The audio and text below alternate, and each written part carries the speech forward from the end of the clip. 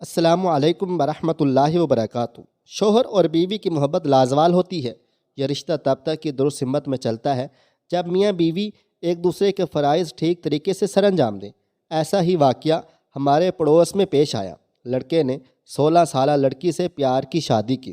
لڑکے کی 3 بہنیں تھیں، وہ سب بیاہی جا چکی تھیں اور ماں زندہ تھی۔ لڑکے کو اپنی بیوی سے بہت زیادہ پیار تھا، لیکن زندگی صرف پیار کے سہارے تو چل نہیں سکتی تھی۔ اسے کام کے سلسلے میں سعودی عرب سے آفر آئی۔ بیوی کے لاکھ منع کرنے پر وہ چلا گیا اور بیوی اسے روزانہ فون کر کے کہتی کہ میرے سرتاج کب آؤ گے، لیکن وہ کہتا مجبوری ہے۔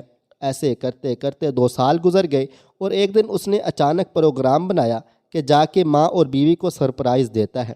وہ جب گھر پہنچا تو اس نے دیکھا کہ گھر کا دروازہ کھلا ہوا ہے اور اس کی ماں گھر پر موجود نہیں۔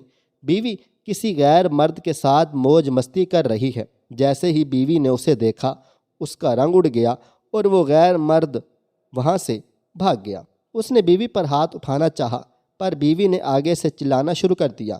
شوہر طلاق دینے والا تھا کہ بیوی نے بولا کہ ہماری نئی نویلی شادی ہوئی تھی، آپ مجھے چھوڑ کر چلے گئے۔ میں نے آپ کو بہت سمجھایا تھا، لیکن آپ نہیں مانے۔ مجھ سے برداشت نہ ہوا تو میں نے یہ قدم اٹھا لیا۔ مجھ سے زیادہ قصوروار آپ ہیں۔ طلاق دینے سے پہلے سوچ لیں۔ شوہر سوچ میں پڑ گیا اور بیوی کو مائکے بھیج دیا۔ اب آپ خود بتائیں کہ غلطی کس کی ہے؟ جواب لازمی دیں۔ یہ بھی پڑھیں، عمر ایک متوسط حال نوجوان تھا۔ اس کے ماں باپ مر چکے تھے، اس کی کوئی اولاد بھی نہیں تھی، صرف وہ تھا اور اس کی خوبصورت بیوی ستارہ۔ وہ بہت زیادہ تمیزدار، سلیقہ شار اور باشعور عورت تھی۔ اس کو اپنی خوبرو بیوی سے بے حد محبت اور ضرورت سے زیادہ الفت تھی۔ ایک دم کی جدائی اس پر گراں تھی۔ اسی بے پناہ محبت نے اسے تلاش معاش میں جانے سے باز رکھا۔ ایک دن اس کی بیوی نے شوہر سے کہا کہ باپ دادا کی دی ہوئی جائیداد کب تک ہمارا ساتھ دے گی؟ اگر یہی خانہ بدوشی رہی اور یہی دن رات رہا تو ایک دن افلاس و غربت آ کر رہے گی۔ اس کے شوہر نے کہا کیا کروں، تمہاری محبت اور گھر کی جدائی باہر جانے کی اجازت نہیں دیتی۔ دل نہیں چاہتا کہ تم جیسی بھولی اور نو عمر بیوی کو ایسے بڑے گھر میں اکیلا چھوڑ جاؤں۔ اس کی بیوی نے کہا کہ زمانے کا یہی رنگ ہے، جو لوگ گھر میں اکیلے رہتے ہیں وہ کیوں کر تلاش معاش میں خاک چھانتے پھرتے ہیں۔ تمہارے جیسا خیال سب کا ہو تو دنیا بند ہو جائے۔ کسی بھی صورت گھر چھوڑنے کو جوان کا جی نہیں چاہ رہا تھا، لیکن بیوی کی دانشمندانہ گفتگو پوری طرح اس کے دل میں اتر چکی تھی۔ اس کے چچا نعیم کانپور میں ملازم تھے۔ تیسرے دن جوان نے سفر کا تہیہ کیا، دوست آشنا سے رخصت ہو لیا اور ایک دن جمعرات کو پیاری بیوی کو روتا ہوا اسٹیشن پر پہنچا۔ پھر نہیں معلوم کہ کانپور گیا یا کیا ہوا۔ پورا 1 سال ستارہ شوہر کی جدائی میں جلتی رہی۔ اتنے عرصے میں اس نے بڑے صبر و تحمل سے کام لیا، لیکن آخر کب تک؟ عورت جوان تھی اور نفس امارہ تعقب میں۔ ایک روز نماز عشاء پڑھ کر سوئی تھی کہ حضرت ابلیس اپنے قاعدے کے مطابق تشریف لائے۔ بہکانے میں تو آپ کو کمال حاصل ہے۔ بیچاری ستارہ کو بری طرح سے بہکانا شروع کر دیا۔ الغرض ستارہ کے نفس صالح اور نفس امارہ میں جنگ ہونے لگی۔ ابلیس نے نفس امارہ کی تعریف کی اور نفس صالح کو شکست دے دی۔ اس کے صبر کا پیمانہ لبریز ہو گیا۔ ستارہ کے پڑوس میں ایک بڑھیا رہتی تھی جو دور دور تک مشہور تھی۔ اسی وقت ستارہ نے اپنی ایک ہمراز خادمہ کو بھیج کر بڑھیا کو بلوایا اور خلوت میں لے جا کر دیر تک اس سے کچھ سرگوشی کرتی رہی۔ بڑھیا تو بلانے سے ہی سمجھ گئی تھی کہ میں کس مقصد کے لیے بلائی گئی ہوں، کیونکہ اس کا پیشہ ہی یہی تھا۔ ستارہ نے پردہ حیا اٹھا کر اپنی خواہش بیان کی اور ساتھ یہ بھی کہا کہ جوان قوی ہو، متحمل ہو، عالی ظرف ہو، تاکہ میرے راز کو دوسروں پر افشا نہ کرے۔ بڑھیا نے سر سے پاؤں تک ستارہ کی بلائیں لی، ستارہ کو دعائیں دیں اور وہ وعدہ کر کے رخصت ہوئی۔ چلتے ہی چلتے بڑھیا نے راستے میں ایک نوجوان کو تجویز کر لیا اور سیدھے دروازے پر پہنچ کر دستک دی اور منتظر کھڑی رہی۔ تھوڑی دیر بعد ایک نوجوان دروازہ کھول کر باہر آیا۔ پوچھا بڑھیا کون ہو؟ بڑھیا نے کہا میں ہوں آپ کی لونڈی۔ جوان نے بڑھیا کی صورت دیکھی اور کہا آخر تو ہے کون؟ میں نہیں پہچانتا۔ بڑھیا نے کہا، صاحبزادے ذرا اندر چلیے، تنہائی میں عرض کروں گی۔ جوان بڑھیا کو لے کر اندر آ گیا۔ بڑھیا نے نوجوان کو تنہا پا کر پہلے تو جیسے پیشہ وروں کا طریقہ ہوتا ہے ایک طویل تمہید بیان کی۔ تمہید کے بعد ستارہ کے حسن و جمال کی بے حد ستائش کی۔ جب دیکھا کہ جوان پر اس کے جادو نے اثر کر لیا ہے تو اس نے اصلی مقصد بیان کیا۔ جوان تھوڑی دیر خاموش رہا اور بولا، بڑھیا میں ضرور تمہارے ساتھ چلوں گا، تمہاری باتوں نے مجھے خوش کر دیا ہے۔ بھلا ایسے موقع کو ہاتھ سے جانے کون دے سی دانش مندی ہے۔ بڑھیا نوجوان کو مستعد پا کر اپنی کامیابی پر خوشی سے پھولے نہیں سما رہی تھی۔ جوان سی اسی وقت کمرے کے اندر داخل ہوا، مٹی کا ایک لوٹا ہاتھ میں لے کر چل کھڑا ہوا۔ بڑھیا بھی اس وقت نوجوان کو لے کر ہنستی کھیلتی آگے آگے چلنے لگی۔ کچھ دور جا کر نوجوان نے بڑھیا سے کہا، مجھے استنجا کی ضرورت محسوس ہو رہی ہے، تم 5 منٹ رکو، میں فارغ ہو کر پھر اسی جگہ آ جاؤں گا۔ چنانچہ بڑھیا وہیں رک گئی اور نوجوان لوٹے میں پانی لے کر قریبی کھیت میں چلا گیا۔ جب طہارت سے فارغ ہو کر واپس چلا تو اتفاقاً پتھر سے اسے ٹھوکر لگی۔ لوٹا ہاتھ سے چھوٹ کر گر پڑا۔ مٹی کا لوٹا تھا، پتھر پر لگتے ہی چکنا چور ہو گیا۔ نوجوان نے لوٹے کو ٹوٹا دیکھ کر زاروں قطار رونا شروع کر دیا۔ بڑھیا نے جب نوجوان کے رونے کی آواز سنی تو بدحواس ہو کر دوڑی چلی آئی۔ نزدیک آ کر رونے کا سبب پوچھا تو نوجوان نے کہا، میرا لوٹا ٹوٹ گیا ہے۔ یہ سن کر بڑھیا کہکا لگا کر ہنسی اور کہا کہ میاں یہ رونے کی کون سی بات ہے؟ مٹی کا لوٹا تھا، اگر ٹوٹ گیا تو ایسا کون سا بڑا طوفان آ گیا ہے؟ تم میری خاتون کی خدمت میں چلو، اس سے عمدہ لوٹے جس قدر چاہو گے دلوا دوں گی۔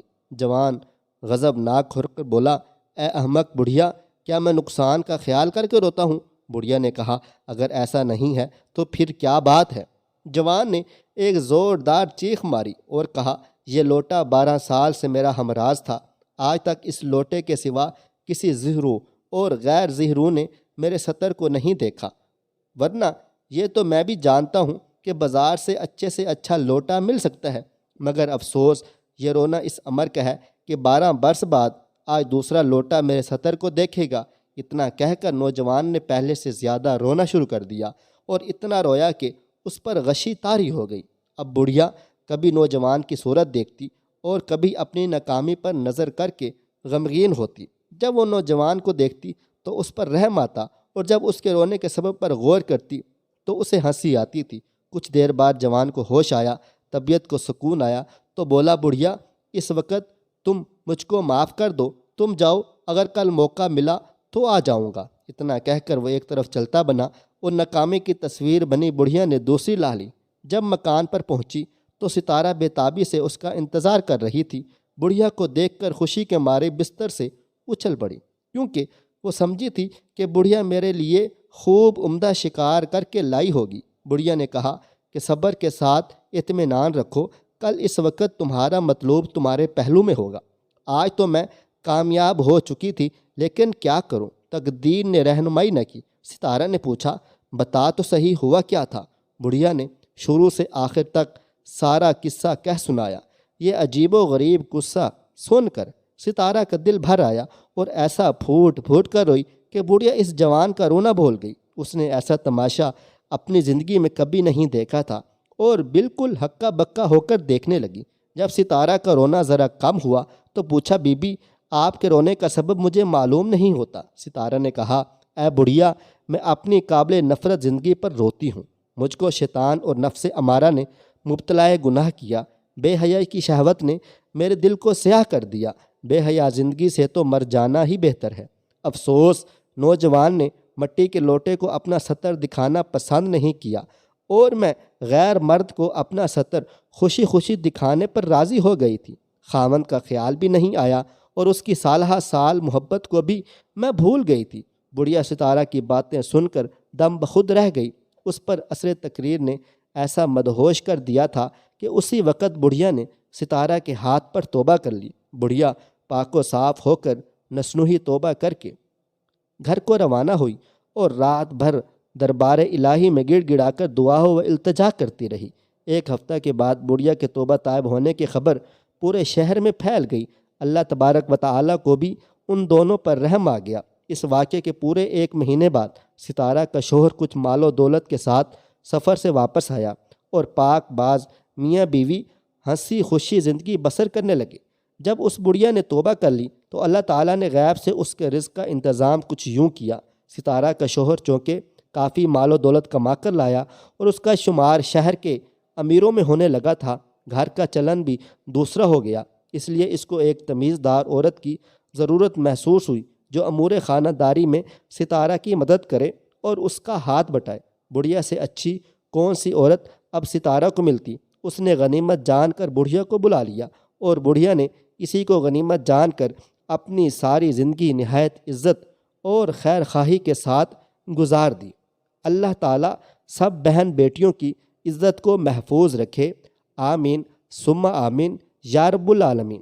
خواہش صرف اتنی ہے کہ کچھ الفاظ لکھوں جس سے کوئی گمراہی کے راستے پہ جاتے جاتے رک جائے، اور نہ بھی رکے تو سوچ میں ضرور پڑ جائے۔ دوستو، ویڈیو پسند آئی ہے اس ویڈیو کو لائک کریں، شیئر کریں۔ اگر آپ نے ابھی تک میرا چینل سبسکرائب نہیں کیا ہوا تو ابھی سبسکرائب کر لیں، ساتھ میں بیل آئیکن کو بھی ضرور پریس کر لیجئے گا تاکہ نئی اپلوڈ ہونے والی ہماری ویڈیوز کا نوٹیفیکیشن آپ کو بروقت ملتا رہے۔ مجھے آپ اگلی ویڈیو تک اجازت دیں۔ اللہ حافظ۔